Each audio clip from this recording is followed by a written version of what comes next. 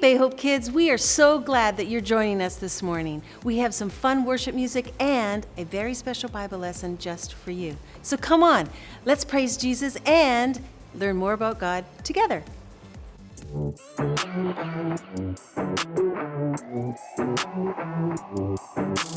Jesus, you have been so faithful. Jesus, you have been so true. I will be forever thankful, 'cause I never had a friend like you. Help me to be who you've been to me, to everyone I see. Let us love one another with a love like no other yet. That's the way you love us, God. Never turn away, you are with us every day, yeah. That's the way you love us, God. Your love is always been beginning to end. There's never been a better friend. So let us love one another with our love like no other, yeah. That's the way you love us, God.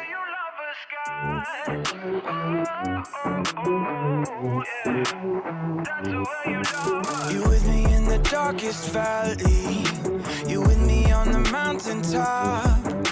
I'm thankful that you never leave me, and that your love will never stop. Help me to be who you've been to me, to everyone I see. Let us love one another with a love like no other, yeah. That's the way you love us, God. Never turn away, you are with us every day, yeah. That's the way you love us, God. Your love is always been beginning to end. There's never been a better friend. So let us love one another with our love like no other, yeah. That's the way you love us, God. I wanna thank you for being a friend who's always by my side. I wanna thank you for the way you love me all my life. I wanna thank you for being a friend who's always by my side. I wanna thank you for the way you love me all my life. Love one another with a love like no other, yeah. That's the way you love us, God.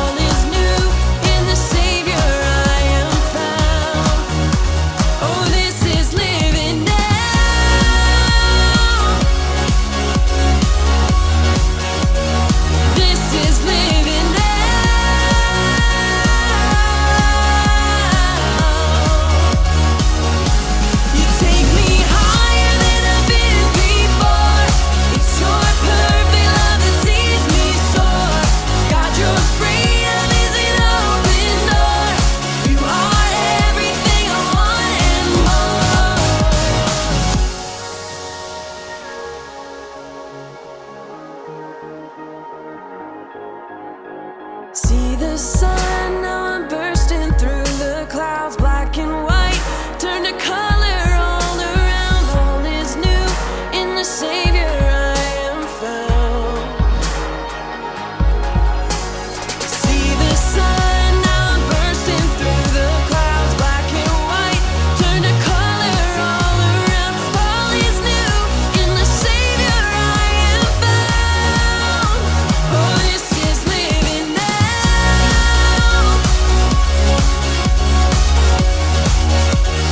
This is living now.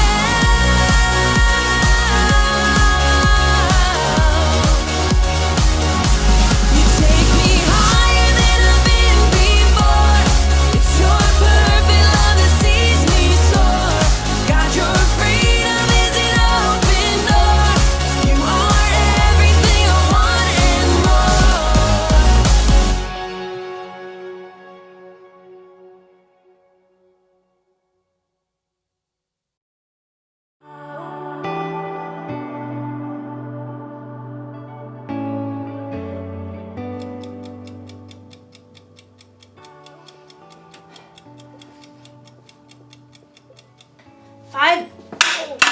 Five minutes on the other side, and I will have the perfect imaginary burger. Hey there, Haley here. I am practicing for a cookout I'm having next week, and I'm not actually cooking anything right now. I'm inside. That would be a cook-in. So I've never really cooked for any of my friends before, so I just wanted to be prepared because I want them to still be my friends after the cookout's over. Just kidding, that's not how friendship works. Friendship is using your words and actions to show others you care. I don't think friends should stop being friends for little things like food tasting bad. Oh, it's delicious. And I think you can even stay friends with someone if they, say, accidentally burn you with a hot potato. Hot potato, hot potato, hot potato, ha, ha, ha, ha. Friendship can last through most anything, unless a friend makes fun of my hat, then it's over. Oh, time to flip an imaginary burger. Woo! Today's story is about a time when one of Jesus' friends did something really bad. Jesus could have flipped out. But he didn't do that. He didn't do that. I'll see you soon. Oh, let's see. Can't turn the camera off with the mids. Sorry. The Bible. It's 66 books of history, stories, letters, and poetry that fit together to form God's one big story. The epic adventure of how He created us and loves us so much that He made a way to rescue us. As we travel through the Bible, from Genesis to Revelation, we discover people who met God and found their lives changed forever. And now for an amazing story, inspired by the book of John, chapter 21, verses 1 through 19. Peter hauled in the knotted net yet again as the first light of dawn gleamed in the eastern sky. Empty. Not a single fish all night. Thomas shook his head. I doubt we'll catch a thing before it's time to take the boat in. John studied Peter thoughtfully. Peter, you didn't really want to catch fish anyway, did you? You just wanted to get out in the boat and do something normal. Peter shrugged, but he knew John was right. Over the past few weeks and months, everything in his life had turned upside down. First, Peter had shown the courage to speak the truth about his friend Jesus. You are the Christ. You are the Son of the living God. Many people wanted to make Jesus king, even though the religious leaders hated him. The day before Jesus was killed, Peter had promised Jesus that he would follow him anywhere, and even give up his life for Jesus. But that very evening, Jesus was arrested. Peter was so scared he told 3 different people he wasn't Jesus' friend. I don't know that man. Peter felt sick about what he'd done, especially when Jesus was nailed to the cross and died. But then he returned to life. He appeared to his friends. It was amazing, incredible. Everyone was excited beyond belief. Except Peter must have wondered. Is Jesus mad at me? Am I still his friend? Does he still love me? Now Peter found himself in the boat, trying to figure it all out. His fingers tightened on the wet rope as he prepared to cast the net one more time. As he glanced over on the shoreline, he saw a figure standing there. Friends, don't you have any fish? Nope, not one. Throw your net on the right side of the boat. There you will find some fish. The 7 disciples in the boat exchanged glances as Thomas laughed. I seriously doubt it. You guys have anything better to do? Let's give it a try. Together, the men heaved the heavy wet net back into the sea on the other side. Hey, I think we've got something. Bring it on in. There's 1 fish. 2 fish, A red fish. Ugh. a blue fish, and another one, and another 10. Whoa! Need some help here. The net was so full of fish, they couldn't haul it into the boat. They began towing it to shore. John gaped at the man still standing on the beach. It's the Lord. Excitement raced through Peter's veins. He was about to see Jesus again. But just as quickly, guilt gnawed at his stomach. Facing Jesus meant he had to face how he denied knowing Jesus. But it's Jesus. I've got to see him no matter what. Grabbing his coat, Peter jumped out of the boat and into the water. He half ran and half waded to the beach when he discovered that Jesus started a small bonfire. Fish and bread were already toasting over the flames. He's God's son and he's making breakfast for us. Jesus smiled at Peter. Bring some of the fish you have just caught. Yes, Lord. Peter ran back to the lapping water to help his friends haul their fish to shore. 153. You counted? Don't doubt it. Jesus gestured to the disciples to join him around the fire. Come and have breakfast. As the disciples gathered, Jesus offered them bread to eat. John whispered to Peter. This is what he did when we last ate together at the Passover meal. When breakfast finished, the disciples rose to take care of their fish. Peter found himself walking beside Jesus. There were so many things he wanted to say, but he couldn't find the words. Simon Peter, do you really love me more than these others do? Peter swallowed hard. Surely Jesus knew what he felt. Yes, Lord, you know that I love you. Feed my lambs. Peter remembered how Jesus would compare people to sheep in his stories. Peter, do you really love me? Lord, you know that I love you. Take care of my sheep. Sheep? People. Peter waited in his mind. Jesus must be telling Peter to take care of the people who had followed him. Peter, do you love me? Lord, you know all things.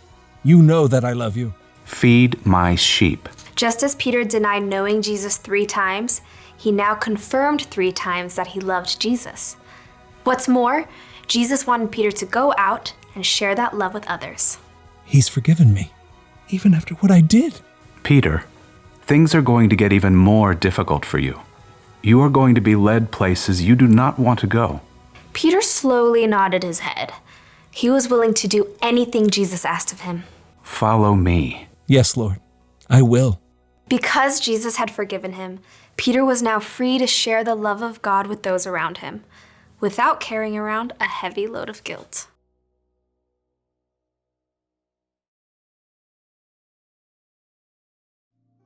Okay, so picture this. You have a best friend. You do everything together. You eat together. You play games together. You tell each other everything. And then, when your life gets really hard and you need your friend there the most, your friend pretends she doesn't even know you. That's not cool, friend. Wouldn't that make you so mad?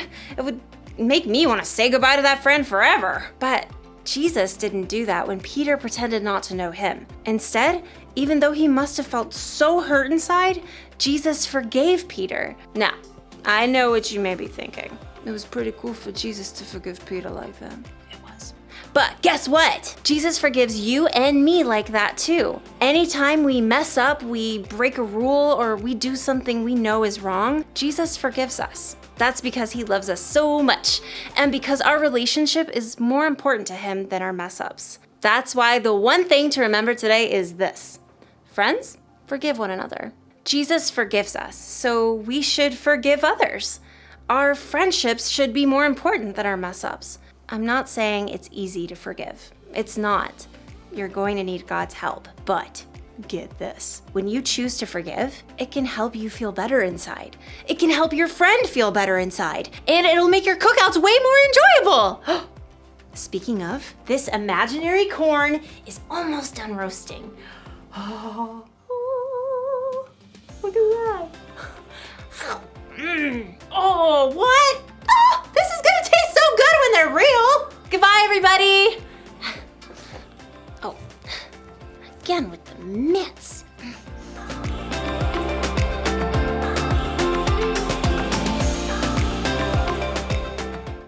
So, you are gonna be so good at this. Woo!